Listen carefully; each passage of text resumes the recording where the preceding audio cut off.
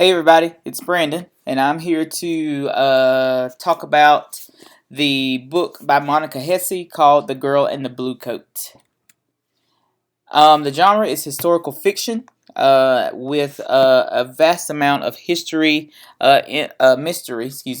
woven into the narrative. It is also could be classified as young adult fiction because it centers on an adolescent narrator. It includes young adolescent characters, and it deals with some obstacles and issues and experiences that young adults would experience in their daily life. This is a well-researched novel that's set in in Amsterdam in 1943 during World War II. The novel tells the story of a Dutch girl, Hanneke, and how she makes a living making black market deliveries to customers while dealing with and trying to stifle painful memories of her deceased boyfriend, who's Bas. So Hanneke participates in the black market for a variety of various reasons, and one of those reasons is because it is her only way to go against the Nazis to avenge Bas's death. Another reason is because she is the only source of income in her family, and so this provides extra income outside of her normal or everyday job. Hanneke's parents are unaware of her underground job, the black market job, but they are aware of her daytime employment at a local funeral home. And so she spends a lot of time throughout the novel hiding this fact of her life from her parents. So what happens is on a normal or routine delivery, a customer, Miss Jansen, asks Hanneke for help. Miss Jansen asks Hanneke to find the person who she has been hiding in her house in a pantry. And the girl that Miss Jansen has been hiding is a Jewish teenager.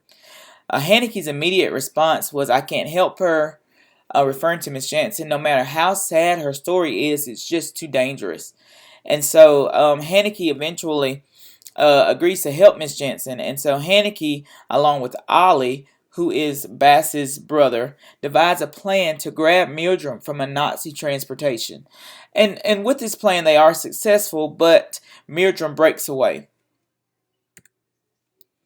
So throughout the novel, and throughout a lot of the novels that we've read already, we see how characters trying to transform from the beginning of the novel to the end of the novel, how they're almost a completely different person. And that continues to happen here in The Girl in the Blue Coat. So Hanneke at the start of the novel is very distant. She's very reserved. Her relationships with her customers on the black market are strictly business oriented for her. She does not want to build a friendship with her customers. She just wants to bring them their items. They pay her the money, and then she goes on about her way. And so she's kind of distant and reserved in that manner. Also with her family, because she continues to hide the fact that she's working an additional job on the black market. Also, she's blinded by grief in the start of the novel because, like I said, Sebastian or Bas has died at the hands of the Nazi army. And Bas is in the army at the recommendation of Hanneke. She persuades Bas to join the Dutch army, and so he goes to fight on the front lines and is eventually killed by the Nazi army. But there's a swift or timely transformation of Hanneke after she participates in the planning and the execution of grabbing Miriam. And so we now see her towards the end of the novel as someone who is courageous. We see her as a heroine. And so that's completely new from what we've seen in the beginning of the novel. And so that's typical of an adolescent in these novels. So some applications that could be brought into the classroom. Survival. Hanneke talks about survival a lot in the novel. And so a quote from the novel says, "Survival first. That's my war motto. After Bas, it might be my life motto. Survival first, survival only." Another thing that Hess touches on is a lot of heartbreak and a lot of loss. And we know that's a common trend in dealing with and working with adolescent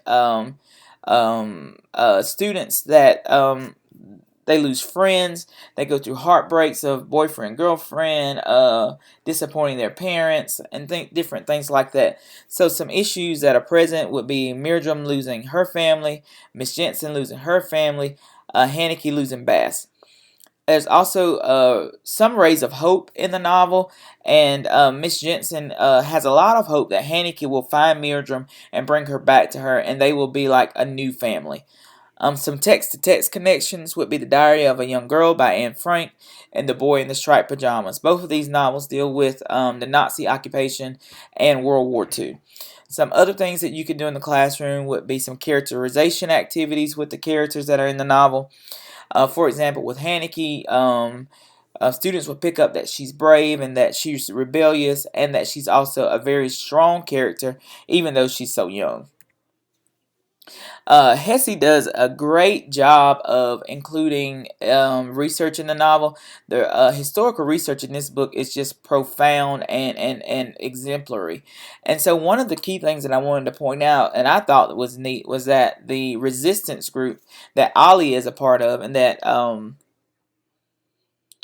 Haneke meets with is based on a real organization, and that organization is the Amsterdam Student Group. So the ASG helped to rescue thousands of Jewish children and place them in safe homes during the occupation of Amsterdam. So this is a very good novel. The writing is not overly complicated. It's very fast-paced.